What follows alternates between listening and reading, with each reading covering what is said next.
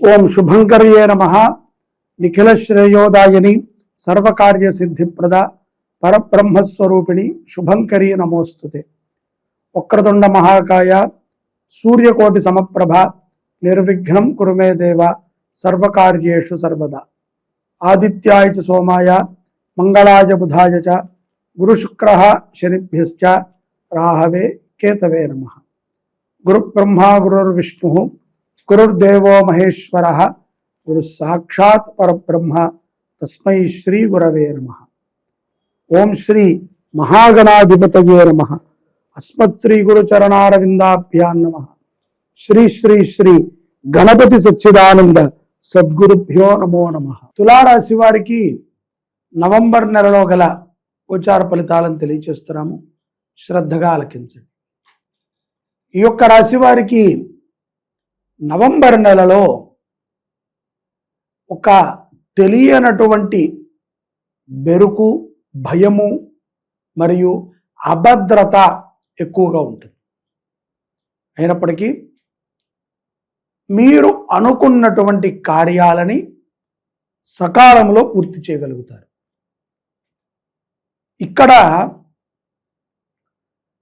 తులారాశి వారు గృహము కొనాలనుకున్నా, కారు కొనాలనుకున్నా, ఉద్యోగములో మార్పు కోసం మీరు చేసేటువంటి ప్రయత్నమైనా సరే సఫలమవుతుంది. అందులో ఎటువంటి అతిశయుక్తి లేదు. కానీ ఏదో ఒక తెలియనటువంటి బెరుకు, భయము మిమ్మల్ని వెంటాడుతూ ఉంటుంది. తద్వారా కొంత ఇబ్బందికరముగా ఉంటారు. మీరు అవుతుందా అవదా నెగటివ్ ఎక్కువగా మీ మీద ప్రభావం చూపుతూ ఉంటుంది. అప్పు చేసేటువంటి సందర్భాలు వచ్చినప్పటికీ తొందరపాటుతో అప్పులని చేయకండి. మధ్యవర్తిత్వం ఉండకండి. ఏ విషయములో కూడా ఎవరితోనూ కూడా మధ్యవర్తిత్వాన్ని వహించకండి. కొన్ని సందర్భాలు విఫలమైపోయినాయా, పూర్తిగా అవమాన పాలైపోయాం అనుకున్నటువంటివి మీకు సత్ఫలితాలని ఇచ్చేటువంటి సందర్భాలు ఉంటాయి. కాబట్టి ఉద్యోగస్తులైనా, వ్యాపారస్తులు ముఖ్యంగా కొంత ఆలోచనతో నిర్ణయాలను తీసుకోండి. సర్వసాధారణంగా కొన్ని సందర్భాల యందు కొంతమందికి తొందరపాటు నిర్ణయాలైనా కలిసి వస్తాయి. కానీ కొంతమందికి తొందరపాటు నిర్ణయాలు ఏమాత్రమూ కలిసి రావు. కాబట్టి తొందరపాటు నిర్ణయాలని తీసుకోవద్దు. వ్యాపారం పెంచాలి అన్నది మంచి ఆలోచనే. కానీ దానికి సక్రమమైనటువంటి విధానముతో మీరు గనక అభివృద్ధి చేసినట్లయితే శుభ ఫలితాలని మీరు పొందగలుగుతారు. అలాగే తులారాశి జాతకులు ప్రముఖులని కలవటము, కొంత ప్రముఖులతో ఒక మంచి విషయము గురించి చర్చించటము, ఒక మంచి వ్యవస్థలోనో విషయములోనో కొంతమంది ప్రముఖుల ప్రోత్సాహంతో మీరు దాంట్లో ఒక కీలక పాత్రని పొందటము ఈ యొక్క నవంబర్ నెలలో తులారాశి వారిలో చూడొచ్చు.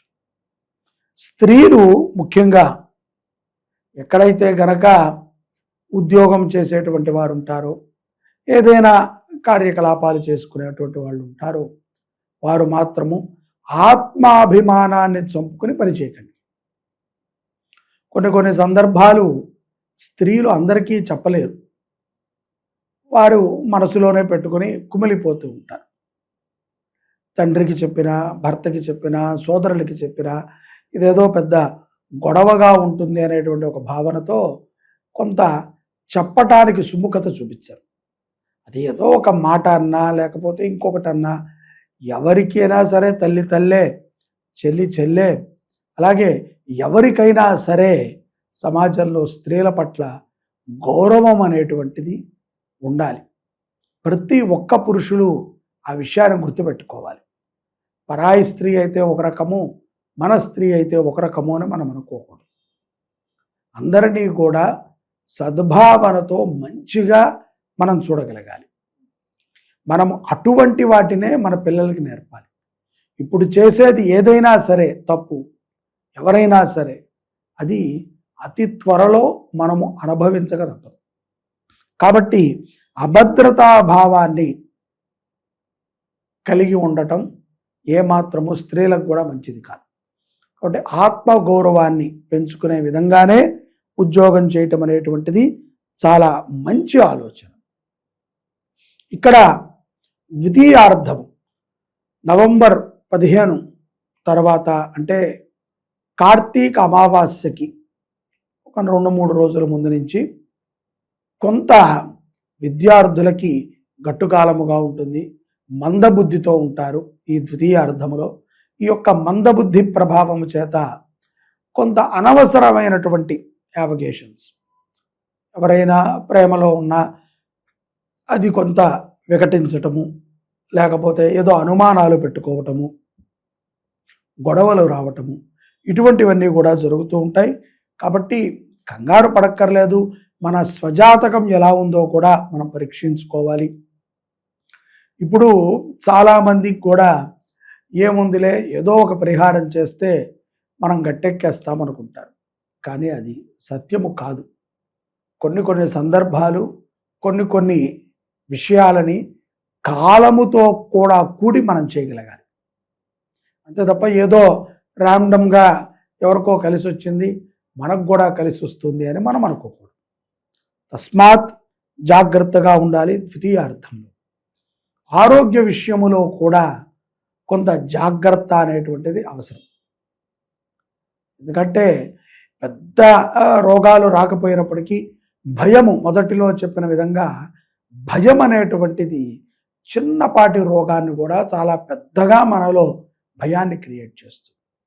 కాబట్టి మనము చేసేటువంటి సత్కర్మలే మనల్ని రక్షిస్తాయి. అంతే తప్ప మనకి ఏదో రక్షణ కలగదు. మన యొక్క భావన, మన యొక్క ఆలోచన సద్విధానముగా ఉన్నప్పుడు మనకంతా కూడా సన్మార్గంలో సాగిపోతుంది.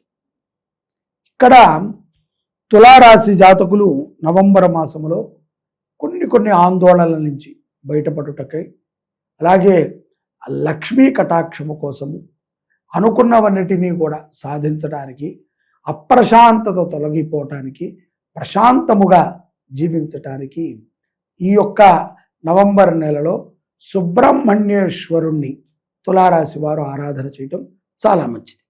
ఇక్కడ రాహు కేతువులు కూడా కొంత వక్రభావం ఉండటం చేత అప్పులు చేయాల్సిన అవసరము, తరచూ ధనము కోసము ఏదో ఒక ఇక్కట్లు పడుతున్నటువంటి వారు ఉంటారు కదా. ఏదో ఒక వచ్చే జీతము కొంత ఖర్చు పెట్టాల్సింది చాలా, మన మీద ఎంతోమంది ఆధారపడి జీవనం గడుపుతూ ఉంటారు. సో అందుకని వాళ్ళందరినీ కూడా తులారాశి వారే చూడాలి అని అనుకున్నాం. అటువంటి వారు తప్పనిసరిగా ఈ యొక్క కాళహస్తిలో జరిగేటువంటి శ్రీ శివపంచాయతన మహారుద్రయాగంలో పాల్గొనండి. ఇక్కడ నవంబర్ 16వ తారీఖు నుంచి 20వ తారీఖు వరకు ఈ యొక్క యాగం జరుగుతుంది. కాబట్టి ప్రతి ఒక్కరూ తులారాశి జాతకులు ఆసక్తి ఉన్నటువంటి వారు కింద కనిపించేటువంటి నెంబర్కి ఫోన్ చేసి యాగములో తమ గోత్రనామాలను నమోదు చేసుకోండి. ఏదో మనం ఊరికనే చెప్పేస్తున్నాం, మనం చెప్తే వాళ్ళు చేస్తారా అని మాత్రం అనుకోకండి. తప్పనిసరిగా శుభంకరీ సేవా సమితి మీ గోత్రనామాలతో చేస్తుంది. మీరు ఎంత నమ్మకం అయితే పెట్టి కట్టారో అంతకి 1000 భయముతో, భక్తితో, ఇష్టముతో జరిగేటువంటి కార్యక్రమం. నమ్మండి, యాగంలో పాల్గొనండి, ఈశ్వరానుగ్రహాన్ని పొందండి. సుబ్రహ్మణ్యేశ్వర స్వామి సదా తులారాశి వారిని రక్షించుగాక. జై శుభంకరి. సర్వే జనాః సుఖినో భవంతు.